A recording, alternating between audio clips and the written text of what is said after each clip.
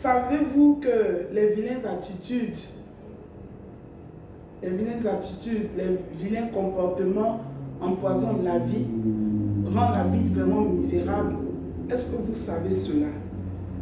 C'est pour cela, à Word in Action, ce matin, nous avons décidé d'en parler, dont le titre est « Pourquoi t'empoisonnes-tu la vie ?» Et dans cette vidéo, nous allons faire partie 1. N'oubliez pas de partager, de liker et de souscrire ou de vous abonner à notre chaîne. Et je vous en prie, laissez-nous vos commentaires, envoyez-nous des messages sur notre email concernant vos questions et tout ce que vous avez comme problème, afin qu'avec l'aide du Saint-Esprit, nous puissions vous aider à trouver la solution. D'accord? Nous avons déjà fait partie 1. Partie 1 dans la vidéo précédente. Maintenant, nous parlerons de partie 2. De partie 2, c'est-à-dire, dans partie 1, nous avons donné les exemples qui prouvent que nous empoisonnons notre vie. Nous avons donné quelques exemples d'attitudes qui énumèrent toutes ces choses-là. Maintenant, dans partie 2, nous allons apporter des solutions. Comment surmonter ces situations-là? Comment éviter ce genre d'attitude-là? Comment ne pas permettre que nos comportements puissent empoisonner notre vie, puissent être une entrave à notre réussite. D'accord? C'est pour ça que je voudrais qu'on prenne l'exemple de Saul dans la Bible. L'exemple de Saul, on l'avait pris dans la première partie. Donc, allons déjà dans l'action numéro 1. Il faut toujours confronter ces problèmes avec positivité. Avec positivité. Tout en ayant une maîtrise de soi. Une maîtrise de soi. Il faut appréhender les choses avec simplicité, avec calme. Ok? Avec calme. Psaume 130, verset 8, 37, verset 8 et Proverbe 14, verset 29. Action numéro 2. Il faut toujours favoriser le dialogue. C'est très important. Communiquer. C'est justement le socle de toute relation.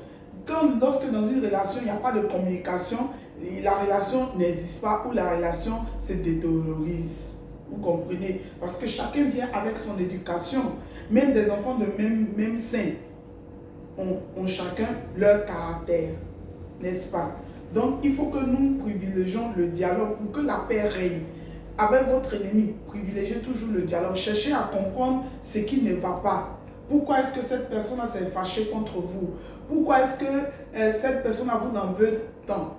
Et si vous savez, aller vers la personne, essayez de vous réconcilier, essayez de discuter, d'échanger afin d'apporter une solution.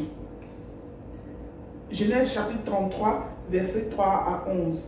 1 Samuel chapitre 24, verset 8 à 11.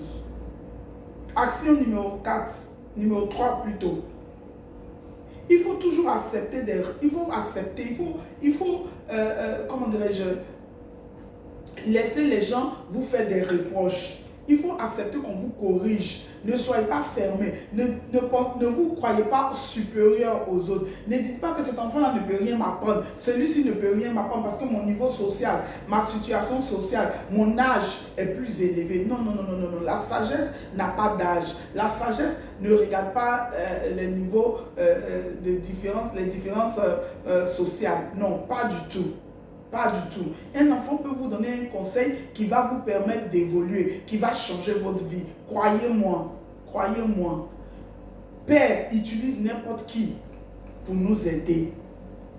D'accord? Donc, acceptez les reproches. Reconnaissez vos erreurs. Il y a des gens qui sont tellement orgueilleux et égoïstes qu'ils ne reconnaissent jamais leurs erreurs. Et cela empoisonne ta vie. Ne vois-tu pas? Ne vois-tu pas que ta vie est empoisonnée? Ne vois-tu pas que tu te fais des blocages à cause de ton attitude, à cause de ton orgueil, tu penses que tu es mieux que les autres, personne ne mérite, n'a le droit de te faire des reproches, n'a le droit de te réprimander, n'a le droit de te donner des conseils. Tu penses tout connaître. Non, mon frère, personne ne sait tout, sauf Isaïe et son père. Même Isaïe, le fils de Dieu, il y a une seule chose qu'il ne connaît pas, le jour de son retour sur terre.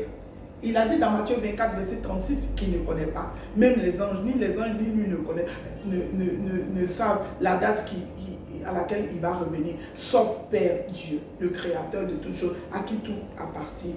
Vous avez compris? Donc ça veut dire que si Isaïe, il y a une seule chose qu'il ne connaît pas, après votre nom, nous les humains imparfaits que nous sommes, nous ne connaissons rien d'ailleurs. Moi, je continue d'apprendre et je dis que je ne connais rien. Je suis très bébé dans la parole, j'apprends. Et plus je m'humilie, plus je me rends humble, je m'humilie devant la face de Père, plus je suis humble, mieux je reçois. Est-ce que vous avez compris? C'est cette attitude-là que nous devons tous avoir afin d'avancer. Genèse chapitre 4, versets 6 à 7. Action numéro 4, pour éviter d'empoisonner sa vie avec son attitude, c'est d'éviter les mauvaises influences. Oui, ne dit-on pas que les mauvaises compagnies gâtent les bonnes mœurs? Genèse 34, verset 1. 2 Chroniques 18, verset 1 à 2. Je le dis en anglais. 1 Roi, chapitre 11, verset 4 à 6. Numéro 5. Il faut toujours pardonner. Il faut toujours pardonner. Libérez-vous de cette peine-là que vous avez dans le corps, dans le cœur. Libérez-vous de ça. Libérez-vous de cette douleur qui vous tourmente parce que X ou Y vous a fait quelque chose. Il y en a qui gardent ça pendant 30 ans. Il y en a qui gardent des rancunes. Arrêtez d'être rancunier. Ça ne vous avance pas. Ça ne vous fait pas grandir. Ça ne vous ouvre pas les portes. Au contraire, ça empoisonne vos vies. Moi, je dis toujours que mon cœur est tellement petit qu'il n'y a pas de place pour les rancunes. Quand quelqu'un se comporte mal avec moi, ou bien que j'ai offensé quelqu'un, ou bien il y a quelque chose qui ne va pas, je fais face à la situation, j'approche la personne. Bon, c'est vrai qu'avant, j'étais très direct. Je vais dire, la manière dont je dis, c'était peut-être un peu blessant. Mais maintenant, avec la sagesse de Père, j'essaie un peu de modérer mon langage. Je vais dire que, vous savez, les gens n'aiment pas qu'on leur dise les choses de manière claire. Donc, j'essaie un peu d'habiller un peu, de mettre un peu de miel, comme l'apôtre Paul a dit. Mais toujours est-il que je fais face au problème. Toujours est-il que je m'adresse à la personne à qui j'ai affaire. C'est très important parce que je n'ai pas le temps. La vie est tellement courte que où je veux être toujours joyeux. J'essaie de maximum. Je n'ai pas le temps aux rancunes. Ceux qui me connaissent savent de quoi je parle. Non. Évitez les rancunes. Évitez les rancunes. Je connais quelqu'un qui est rancunier, qui garde des choses. Il a fait 40 ans, 50 ans. Il parle de ça tous les jours. Il murmure ça toujours dans son cœur. Ça ne peut pas t'avancer. Si quelqu'un qui a fait du mal, tu as bien compris que toi aussi tu as fait du mal aux autres. Oui, parce que nous ne sommes pas parfaits. De la même manière, les gens t'offensent. C'est comme ça que toi aussi tu offenses. Donc, il vaut mieux pardonner. Et puis, Isaïe a dit que mais si tu ne pardonnes pas, comment le Père qui est dans les cieux peut te pardonner? C'est pour ça qu'il dit pardonne-nous nos péchés comme nous pardonnons aussi à ceux qui nous ont offensés. Mais nous disons tout ça le matin, midi, soir, mais il n'en est que dalle. Nous ne sommes pas sincères. Et puis demain, nous trouvons que Dieu n'est pas puissant dans notre vie. Nous trouvons que telle église ou tel pasteur n'est pas efficace. En tant que c'est nous-mêmes qui sommes notre propre problème. C'est nous-mêmes qui sommes notre propre ennemi. Arrêtons ça. Et pensons, essayons de bien nous comporter et on verra. D'accord? Matthieu chapitre 6, verset 14. Numéro 6. Il faut éviter de faire reculer les choses. C'est-à-dire que quand il y a un problème avec quelqu'un, ne mets pas de gap. Ne mets pas de temps. Parce que plus tu mets le temps, plus ça s'enfonce, plus ça devient plus grave. Je vous assure. Quand tu as un problème avec quelqu'un là, dès que tu as l'opportunité, approche la personne et puis essaie de comprendre. La Bible dit de ne pas dormir avec quoi? Notre colère, n'est-ce pas? De ne pas dormir avec notre colère. Quand quelqu'un te fait quelque chose qui n'est pas bon, vaut mieux lui parler et puis aller dormir en paix. Parce que quand tu vas prier, ta prière ne va pas monter. Ça serait inutile. Ton jeûne ne va pas monter parce que tu as un problème avec ton frère que tu as gardé dans ton cœur. Tu es en train de murmurer nuit et jour. Comment est-ce que Dieu peut t'accorder sa grâce? Yesaya dit, avant de venir déposer ton offrande à l'autel, avant de venir déposer ta contribution, ta dîme à l'autel, va régler ton problème avec ton frère.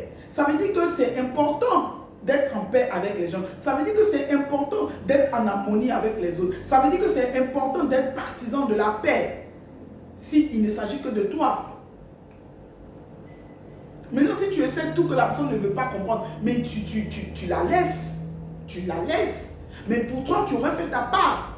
Mais si tu n'as pas essayé, comment est-ce que Père peut se lever pour te défendre? Il faut suivre sa parole. Et il va toujours te défendre. D'accord? D'accord? Action numéro 7. Parfois, nous n'avons besoin d'avaler notre orgueil. Tout le monde a son orgueil. Tout le monde a son orgueil. Nous tous.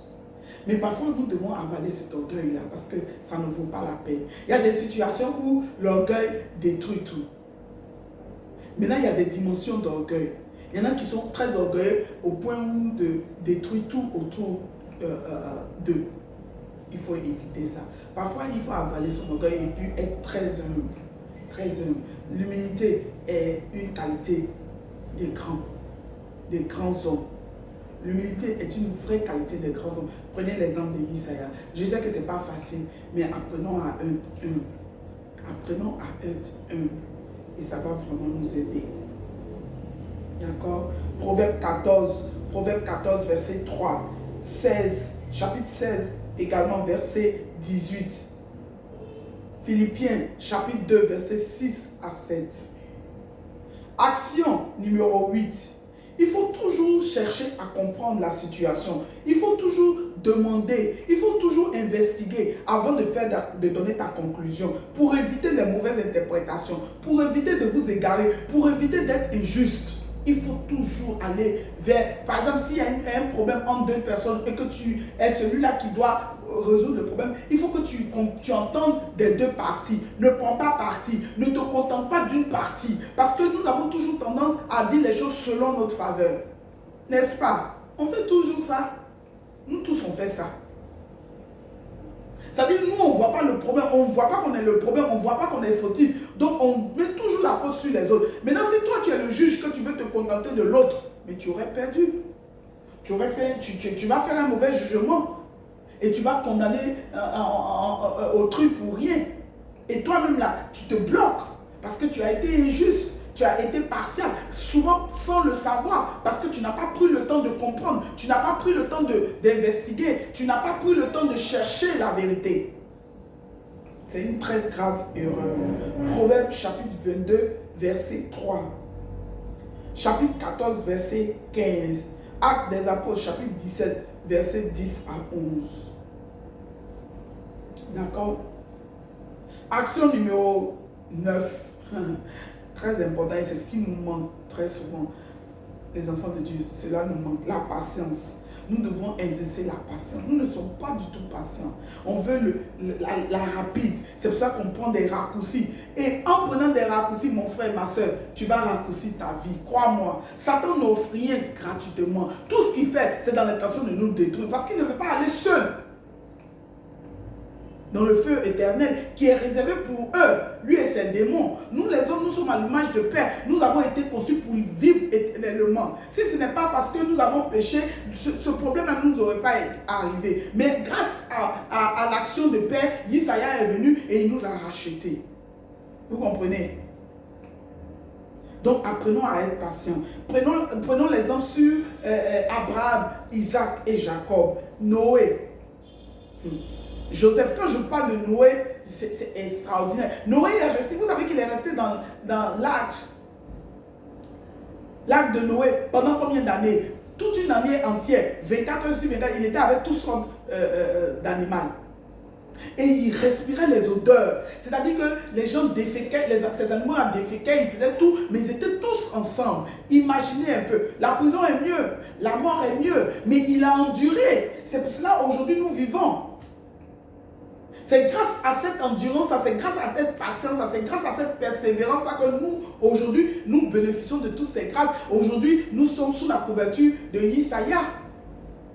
Mais si, il ne serait-ce que, imaginez un peu un seul moment, si Noé n'avait pas fait ce sacrifice-là. Si Yesaya lui-même n'avait pas fait ce sacrifice-là. Si Abraham n'avait pas accepté d'obéir. Je ne sais pas ce que serait devenu le monde. Arrière de moi, Satan. Et enfin, action numéro 10. Évitez de vous jouer les intelligents. Il y a des gens qui sont là et puis ils calculent. C'est-à-dire que pendant que vous êtes en train de leur parler, ils sont en train de fomenter quelque chose dans leur tête. Et ils pensent qu'on ne voit pas. Quelqu'un disait que quand tu nages, tu penses que comme ta tête est dans l'eau, tu penses qu'on ne voit pas ton dos. Mais ton dos est ouvert, tout est exposé. On sait que c'est toi qui es en train de nager. On sait le maillot que tu as porté. Mais toi, tu es dans l'eau, tu ne vois pas. Et puis tu dis que tu es en train de nager, tu te caches. Non. Non. C'est une erreur. C'est une erreur, c'est une ignorance notoire. C'est un manque de sagesse criard. Vous avez compris. Ressaisissez-vous. Arrêtons de penser que nous sommes plus intelligents que l'autre et puis de planifier les choses tordues, des attitudes tordues. Nous ne gagnons rien. À la fin, c'est toi qui seras le perdant, c'est moi qui serai le perdant. Donc arrêtons toutes ces choses-là. 2 Chroniques, chapitre 18, verset 28 à 32. Ésaïe, chapitre 5, verset 21. Ok? Je voudrais m'arrêter là. Tout en vous laissant ce verset biblique qui dit, Matthieu chapitre 12 verset 37. Pensez-y. Que Dieu vous bénisse et à la prochaine. Shalom.